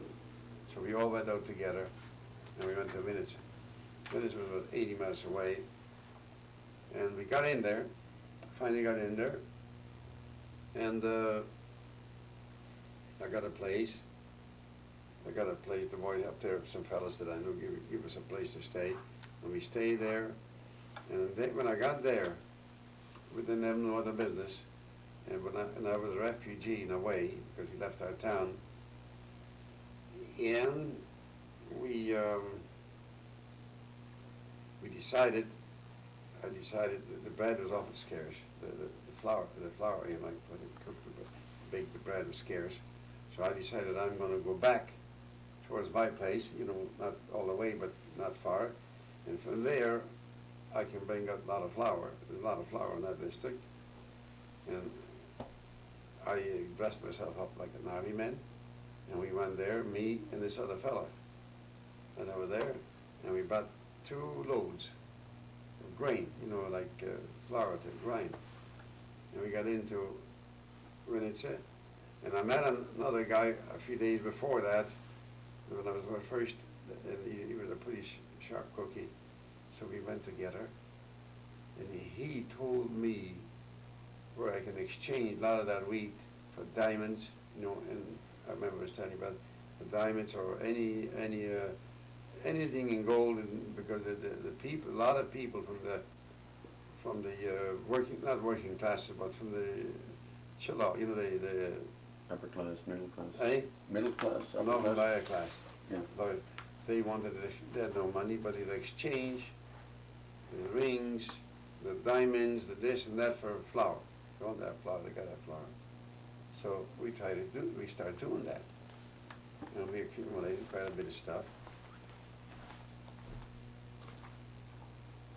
Right. And we accumulated quite a bit of stuff, and I put it away. Mm-hmm. I put it away, so I decided I was going to get out of there, because I was going to stay there too long. We figured we were going to go to the Romanian border, which was about 80 or 90 miles. You know, we had wagons and horses. We drive right down there. If it comes, you know, like, you know, if it comes towards January or something like that, that's only 1 month in 21. I came here in 1921 in February. Okay, so you left Just to get it clear and get it on the tape too. You left Vinitsa sometime in 1918, was it in? Well, I read into the 90, you know what I mean? 1990, so Yeah. the latter part, Yeah, or the early part of 1919, Yeah. you left, no, I'm talking Gibeted, when you left Gibeted. oh no, you would have left in 17 something, 17 and a half, something. 1918, Yeah, probably. pretty close to 18. Yeah. So would it have been in the winter that you left Gibeted, or would it have been in the Eh? spring? No, it'd be towards the spring, Okay. yeah. So probably early in 1918, you left Gibeted, you went to Vinitsa. You were there for, what, 2 or 3 months? Oh, more than that. More than that. Yeah. About how long would you have been in Vinitsa? Oh, I think I was there maybe 9 months, 10 months, something like that, you know. And was it mainly flour that you were trading in at that Yeah, time? we went back 2 or 3 times and got flour in exchange with them, see. And I didn't go into cattle anymore because we couldn't do nothing with them then, you see. And the only thing, I had a couple of horses and this and that I sold. And then I got myself a good team of horses to drive to the border. The border was away. The border was, I forgot the name of the river, it must have been between 80 and 90 or 100 miles to Romania, you see. We crossed that border. God, I used to know the name of the creeks through the rivers. And we come down there, we stayed there for 2 or 3 months because we couldn't get across. And then we got fellas we give them the horses, the wagon, everything we had, and they took us across at night. This was a real cross, I'll tell you something. We went, you'd either laugh or you'd cry. You come to the border, the funniest thing it was, and I was taking this woman I got, you know, and our aunt brought me all the milk with it with 2 kids and the old lady. And we got our shoes, fixed them up, told you we put in the eels, we took the eels out and filled them with diamonds and stuff, you know what I mean? And took them to a shoemaker, and we fixed that up, and then your instep here, I filled that up. And I put in a thing here, either 2 pair of shoes or 3 pair of shoes, you know, it's quite a little bit. And I had some gold and silver. The gold I carried in my own pockets. But I didn't put it in one pocket. I put it one little bit here, a little bit there. You know what I mean? And we didn't know what's going to happen to us. Whether it was going to stop us or was going to take it away. But we crossed the border. We come into Romania. Once we were in Romania, we were even better. See? And then in Romania, we sold all that stuff. Yeah, you were telling me last night about the aunt having 1 pair of shoes, was it, or the old lady? No, the old lady. The old lady. Now, You who was see- the old lady? Was that the? The grandmother. Uh-huh. She, the old lady, because I figured I'd give her the shoes, nobody be suspicious of her. So when we crossed the border, we went just like that, you know. And when we come at the end of the border, out of the creek, you know, there's sand there and everything, and you can go this way or that way. We went straight ahead, and they went this way, and I couldn't find them. Next morning, the people that took us over, they were nice people, you know, that let us into their place. And they had helped us to find them. Well, we finally found the old lady. Once I found her, I didn't want the old lady so much, I wanted my boots, my shoes, you see. Yeah. And it worked out not too bad, yeah, because we went on the way to the big city. This was only the small border towns, you know what I mean? And then we went to Chisinau. Chisinau was a big place. And then we got a place, and we stayed there and sold all that stuff. And then we, as I told you before, we had a lot of people, what they call refugees. A lot of people come across them borders, you know what I mean, much as they could. And then we was coming to this country, you know what I mean, coming to some country, we didn't know where we were going to go. I had nobody in this country, I had nobody in the States, but they give us like this, they give us, there was agents from agents from the United States, agents from Israel, you know, an agent from, what the hell is that country? Not Brazil, it was Argentina? No, no. Way back in the east, you know, what the hell do you call that country? I forget the name of the place now. I'm telling you, my head forgets itself. No, towards, well, you go to Japan there, you know, to that country, what do you call it, a foreign country of people. What is the name of that country? Christ almighty, it's a big country too, you know. A lot of immigrants goes there. It used to be a British country.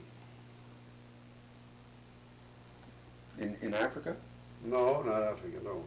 In India? No. No. Ah.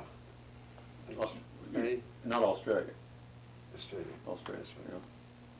And there was a agents from there, you see, and we talked the thing over, and they picked me on one of the,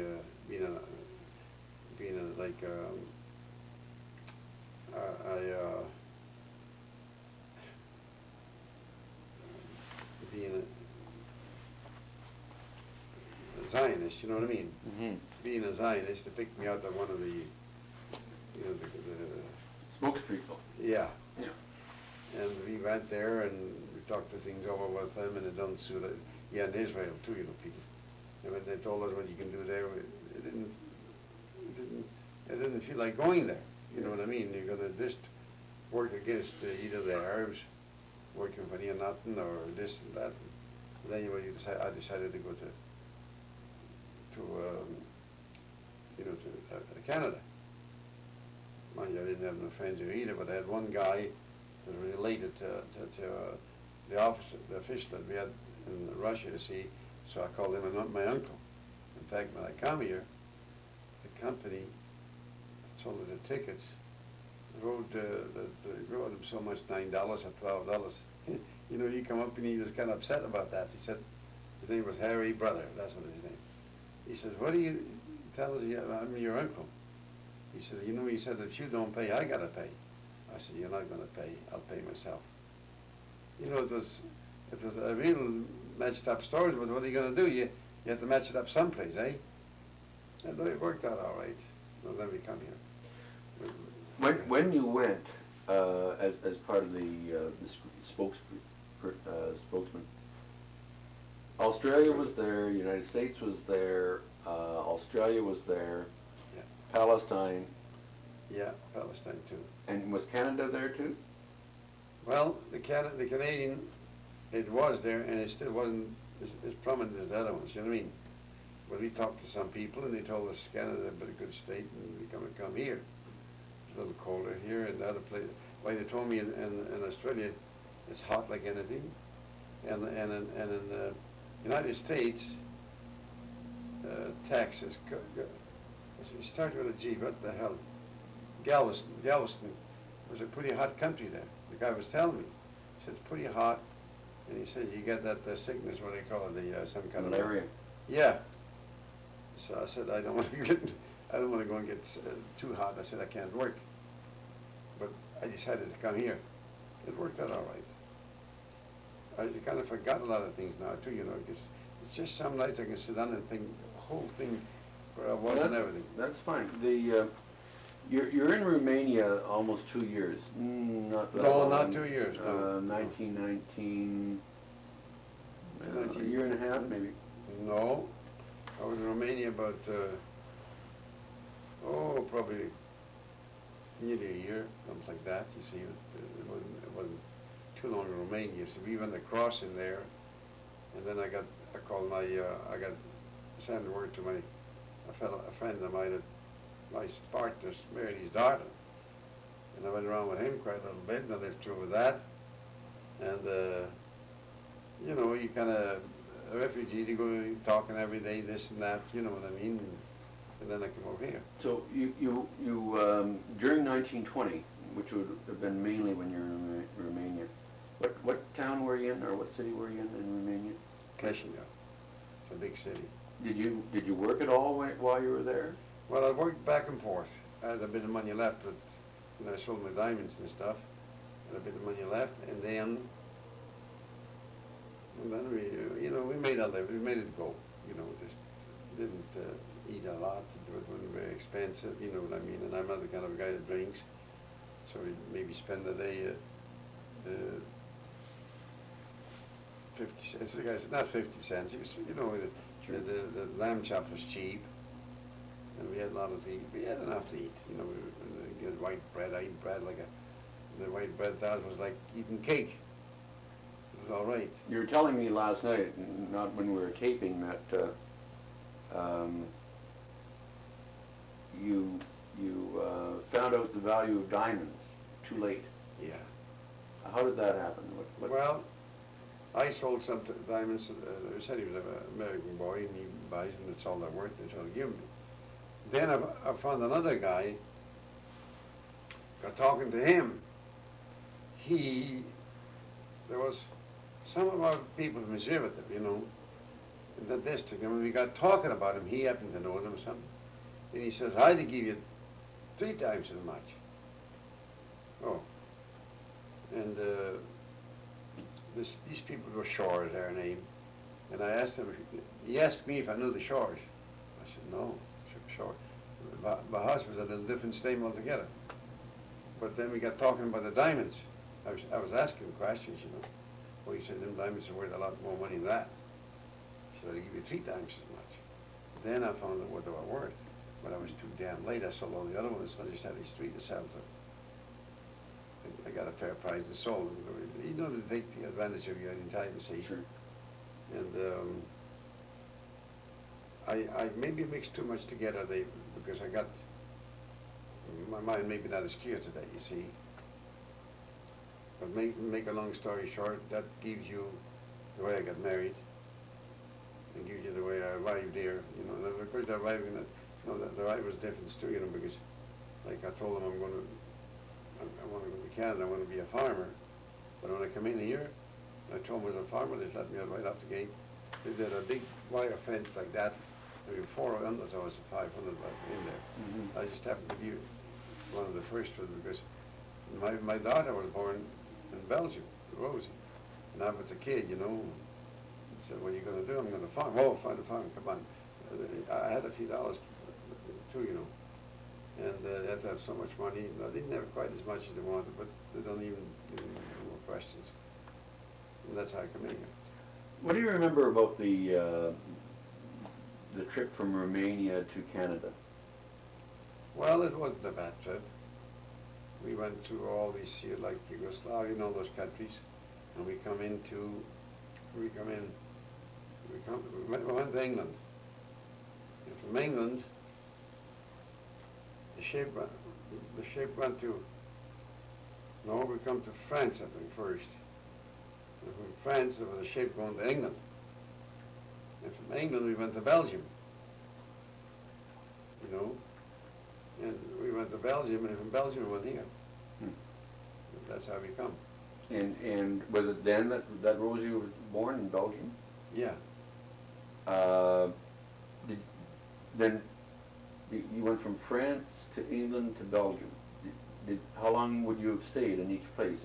For example, in France, how long? In England, how long? Belgium? Well, I can't remember exactly how long I was, but I know I stayed in Belgium maybe for a few months. Oh, yeah. I got the goddamn school there I got in my life. I was looking for a place to get a wash. In a strange land in Belgium. And I walked, whenever I talked to, they didn't know what I was saying. So I kept walking around, and I finally come to a place where I heard people dancing and everything else. And I walked a little bit across there and got at this scene. It looked like a steam bath, you know. But when I went in there, in that bath, they had the washing, like, you know, they would take your clothes off on this side, and then you walk on that side to go into the steam, see, the steam bath. And it was kind of chilly too, you know. And I went from there, I went in, I got myself undressed, and I was walking across here, and I got a little longer than I should have. And I do the damnedest cold you ever saw in all your life. I was coughing and coughing, and you 9 months after that. Oh, it was terrible. Well, what could you do, you know? And that's how I found it. And then from Belgium, we come on the boat here. How long were you in England?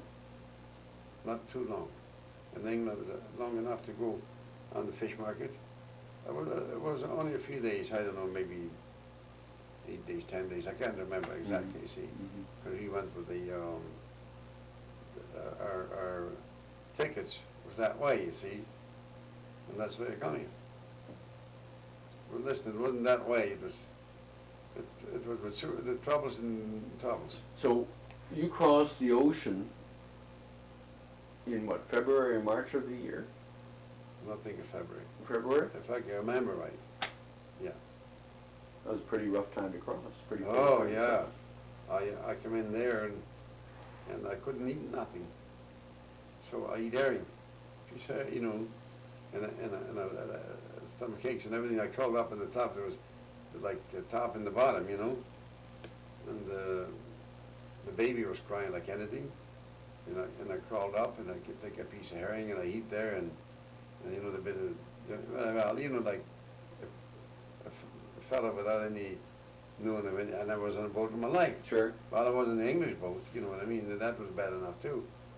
But this was, and that didn't last long, you know, going across. And I found out it was quite a trip. You know, I think it took us 8 or 9 days to come here, or 7 days, I don't know. Do you remember what ship you came across on? Do you remember? the Yeah, name? Metagama. What was it? Metagama, Metagama. yeah. That just come back and sometimes I forget everything, but I remember the Metagama. We used to sing a song about it, and that's how I come across.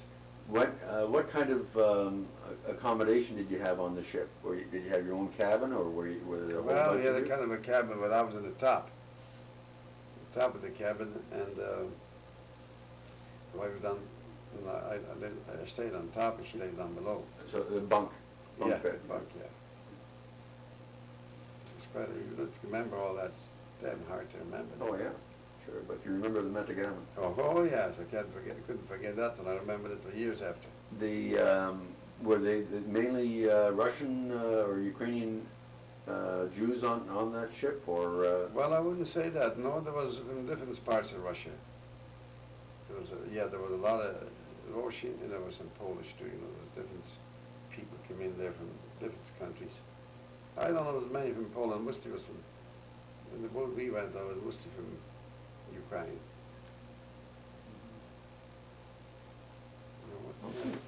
And so you arrived in Canada and you had no problem getting through? No, I just come in here, no trouble.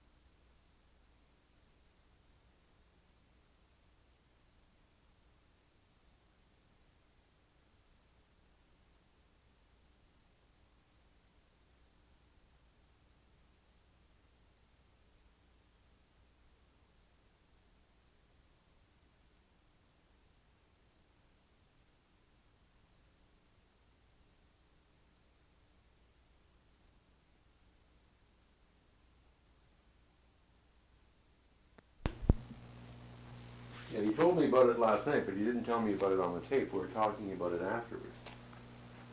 So what comes to your mind? I don't know that it's important. It's sort of interesting that you can Well- still remember after all these years, 74 years, Yeah.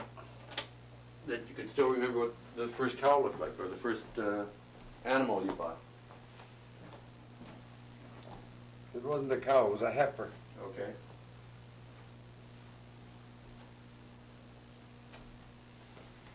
I didn't remember exactly, did I give $18 for it or 21? I didn't remember exactly, I think it was more, sounds to me like a $21.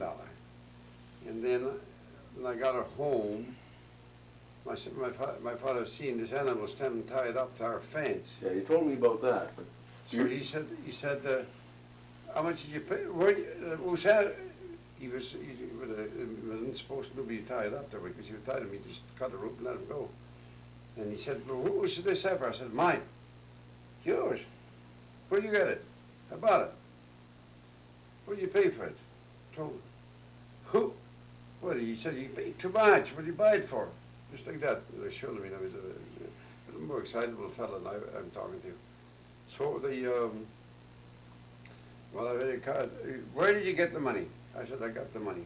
No, I didn't borrow that money. That money was, I picked it up from the sales I was selling in, we were Right. at tips. And so he's mad as anything. He said, will you go out? What? He didn't call me boy, he called me Shagets. Shagets means bum, you know what I mean? And so anyways, the butcher come along, and I sells the butcher for $3 profit. Now my father comes back, that balloon's gone. So what happened to the heifer? Was it run away? I said, hold on, it went away. I sold it. You sold it?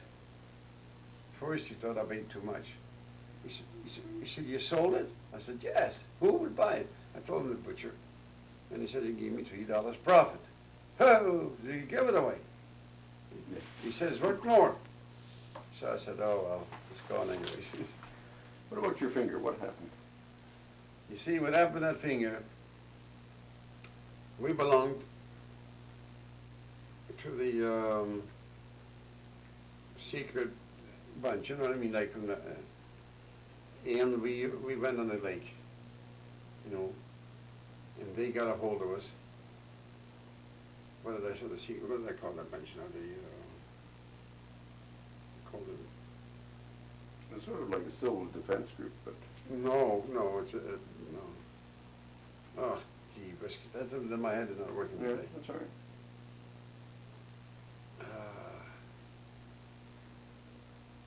What do we call the people that takes care of things, you know, like in a secret way? Vigilante. Oh, yeah, kind of vigilante outfit. And they got us to get on this lake, you know, the ice, you see. And they kind of got us in like in an army, you know what I mean? And think of it as an army, eh? And they sent us out so far. So we go out there, and it's on the lake. And we thought that somebody's approached us, we start shooting. And they start shooting back at us. And they got the bull come in here, and the other fellow went into there. And the blood started shooting, you know. So I grabbed up my shirt, and I tied it around his leg. And this was all went out. And then I started tying up my, you know. Anyways, we got home, and there was my finger. My finger was through, broken right here. See, the bullet broke my finger. See, and I had nobody to do anything. See, there was no medicine and no other goddamn thing around there. But there was a doctor who used to come down 15 miles from our place at the Picov, and he didn't have nothing.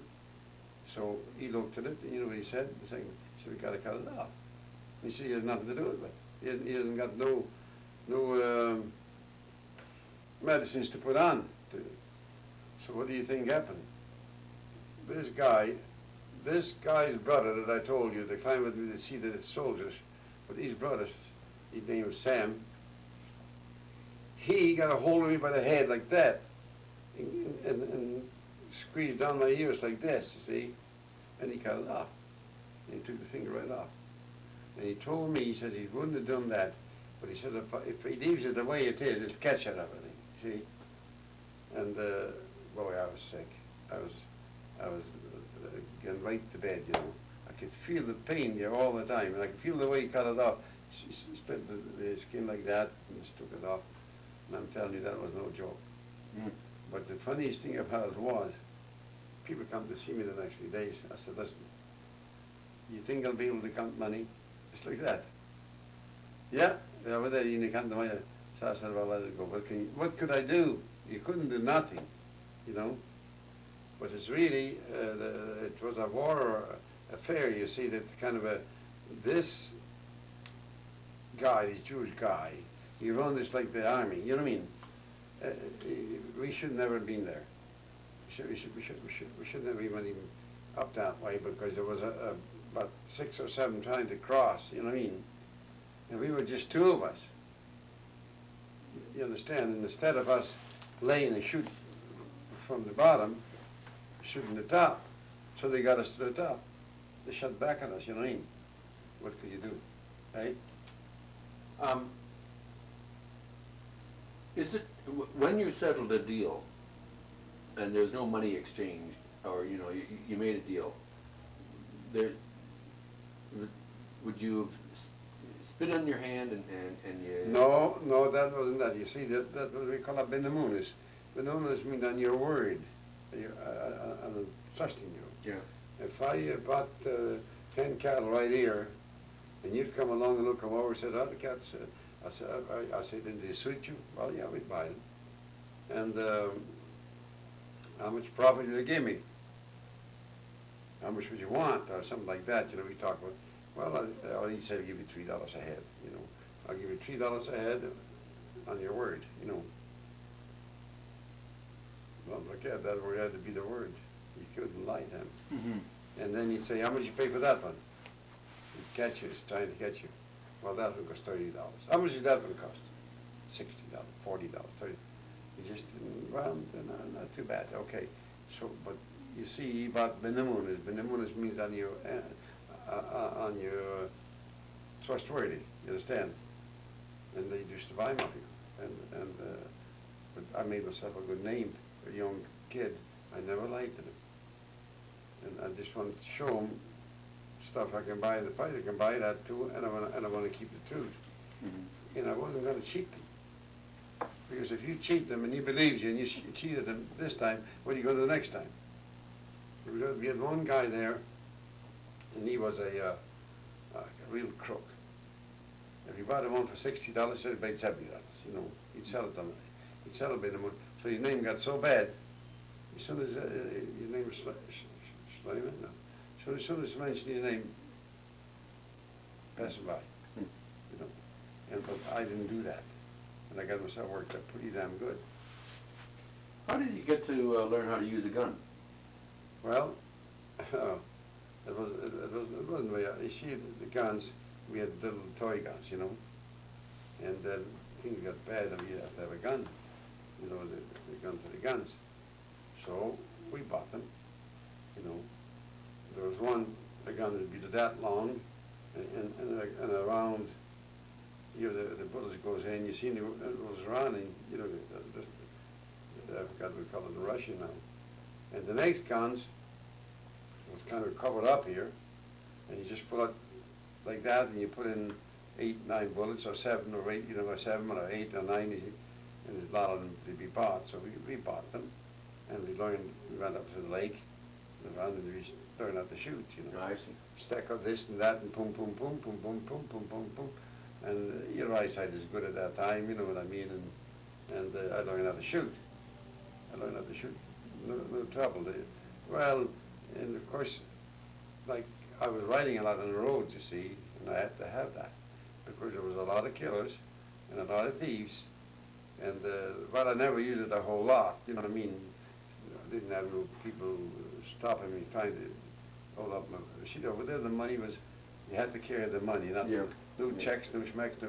It's just to be cash, and they used to make up bags, like a bag like that, and this, and you slip it over your head, you know, tie it up, and you keep it on the side under here or something. And of course, if you had big money, see, I had big pockets. I had army clothes, like look like army clothes. You'd have big pockets here, big pockets there. You put the money in there, and you hid it. You know what I mean? That's all you could do. You couldn't give no check. No. You couldn't give them no, unless they trusted you. And that wasn't a whole lot either. You know, we got in with one bunch that they trusted us, and the Seventh-day Adventists, they trusted us, and we bang the money when we go there already. We bang it so that nobody would take it from us, you know. What do you remember about your bar mitzvah? Well, my bar mitzvah was much to remember. I got 13 years old. I was already getting, you know, a little independent in a way, not in a way to So my father had a shul. He went to the shul that Saturday, everything right in the shul. And he had a bottle of whiskey at home. And the guys come in, a couple of three guys, the four, whatever it was, and they drink the chaim. And the bishop needs to be Eid, you know, Eid and all this and that. And that's all there was to it. It wasn't a big party. From the other notes I've read, you used to, you said that you take 2 pounds of salami, that was pretty dry, Oh, and yeah. you travel. Well, you see, I used to ride on the markets, go to the markets. The fellow across the road from us, they were butchers. And they used to make that dry wurst, you know. She'd fill up the wurst with in the guts, like, you know, and stuff. And she'd dry them up at the stove. You put it in the stove and cook it and dry them, you know, like. And I used to go and buy 2 pounds, 1 pound, 3 pounds, and I had a coat, like a army, the big pockets, and I just put this pocket, that pocket. Well, I put it, and then I dried. When you get hungry and tired, you know, it was a good wurst. Would you take bread with you too? Yeah. Oh, yeah. The wurst was good because they used to make it from good meat. The old lady used to make them, and they'd dry it off, you know, like put it in. And so they used to buy that and eat. I eat a lot of stuff. They used to eat pretty damn good too, you know. But as I got older, we'd ride into town, like we say to Pickering, you know. It would be a kind of a home restaurant, you see. We used to go to where the cattle used to sell, and we'd buy this, and you know, there was something to eat, but the stuff that you picked up, you know, like that, when you know where you picked it up, it was the same as here, you know, too. And you know, we used to eat that, and then we'd sit down after they'd cook meals for us. We get have a meal, either a goose or a duck or a piece of meat, you know what I mean? It's all either broiled or roasted, you know what I mean? And the potatoes, you know, I like the stuff that Yiddish people eats, you know. And then they'd have maybe a piece of cake or something, you know, some like dessert. And it used to be all right. No, these are hard work, you know. I tell you, when you ride a whole night, maybe if it's 80 miles or 90 miles, it takes quite a while. You'd average 8-10 miles an hour, that was mostly well, depending on the horses. And you get there by morning. So now, if I started out from here to go, we say, to Belleville, you know, it's 100 miles, eh? Well, we figure it takes about 8 miles an hour.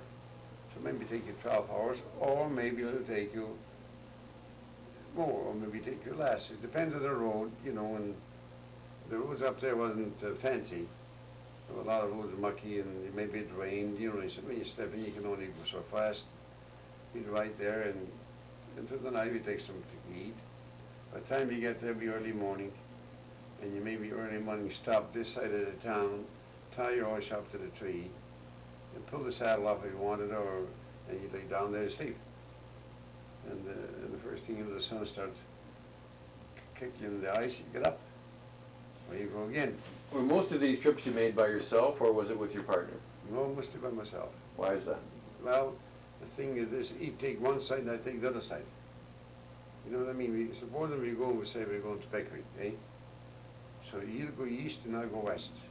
Or we go Pickering and we say on Whitby, you know. Maybe there's a market there and a market here. The market, maybe, even if it's the same thing, the same day, but you know, so you just, I go into there and I start buying, and he goes in there and start buying, and then if I'm through buying, I jump in the horse and I go down there and say, well, you make good money. But he got, well, he was a very slow buyer, he was easy going, and I only got 6. What's the matter? Well, then I go and with him, we buy the rest. What about this? What about that? What about that? Well, they look a little too dear. I said, the 3-tier part didn't mean nothing because they needed it. And if the guy wanted another $2, he wouldn't give it to them. So I said, come on, get them bought, let's go. Sometimes He'd win, you know, get it as cheap as you offer, and sometimes the guy'd win most of the time because they know what they had and they want to go home with them and they get the money. So we just give him the money, and the money didn't mean so much because he didn't need it just for a butcher or something like that. You needed to go to another place, you see, to the army. But he was a very nice boy, an honest boy. He was the mother's boy. Very easygoing guy. Always figured on paying too much. But when we got home, you know what the trouble was? He didn't get enough. Yeah. He didn't save it too much. Why didn't you buy a few more?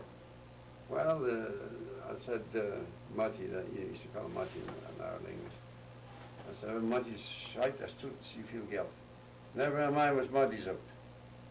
Matti's hooked, hat sie viel.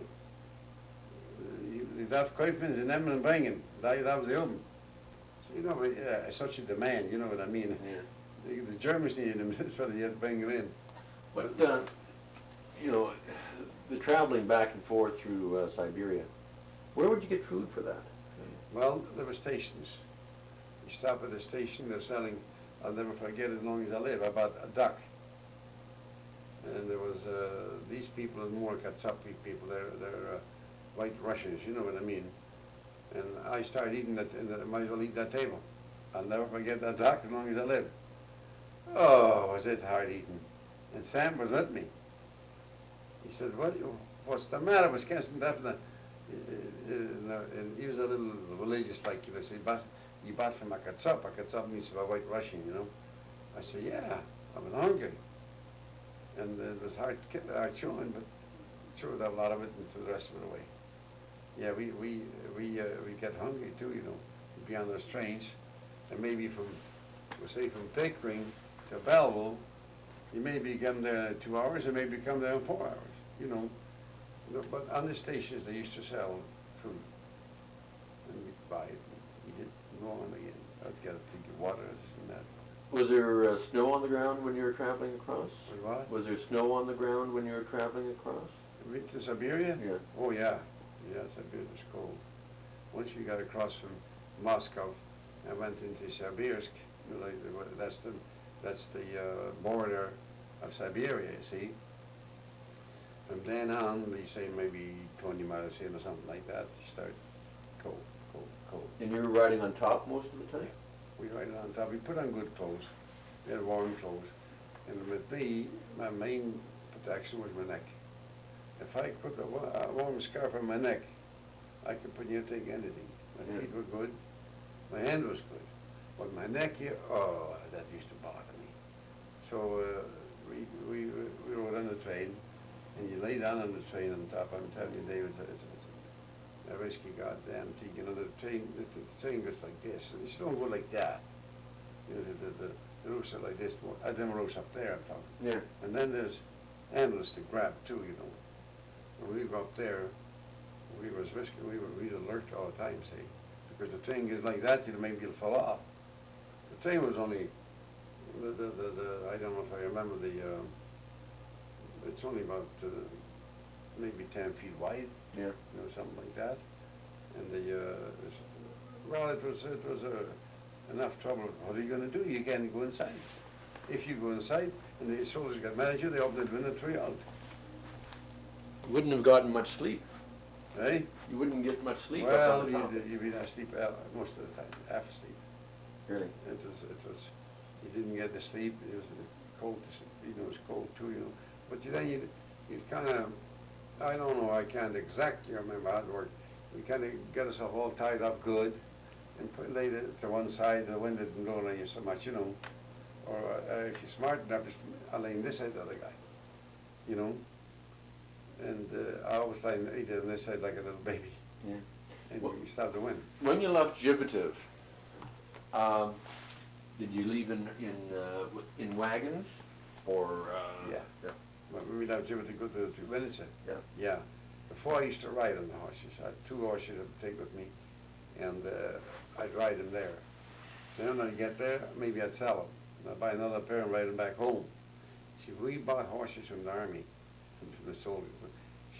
When the army was getting very, not when the army was under the government, you couldn't do that. But when the army already got to a stage where the revolution was, you know, we can buy a pair of horses from them anytime.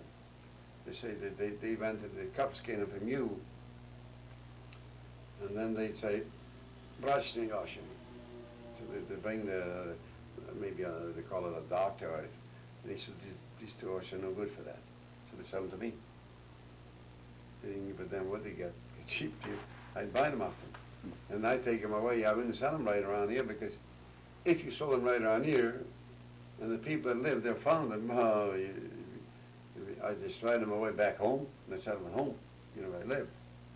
I monkeyed around like that, you know, and we used to make quite a bit of money on that, because they didn't give it them what they got for them. They'd sell them to us, and they'd make 2 bottles of whiskey, they were happy, or 3, you know. Sure. And it was quite a, at that time there were times saying, oh, you buy stolen horses. They weren't stolen horses. What I had is a duplicate, a paper. The horse was sold for me from a government man. He was at a so-and-so, and he signed his name before I'd buy him. I was careful. And that worked out all right. A couple of times I was kind of scared, but about a minute, you know, guy then, man, he sees a pair of horses and a guy, and then drunken buggers, you know, they said to me, these are no good. The one guy come out, he was drunk. He said they're no good, get rid of them. Right now. Hell, how much you gonna give us for them? I give them maybe half of the price they're worth, or something like that. And I said, well, that's not what I want. I want other horses. Buy him, take him away. We gotta go and get a drink. That's a real army was in that time. Already didn't fat around, you know, with the revolution. So I used to buy him often, take him home, sell him. And I wasn't scared, because I had to have a sheet. Yeah.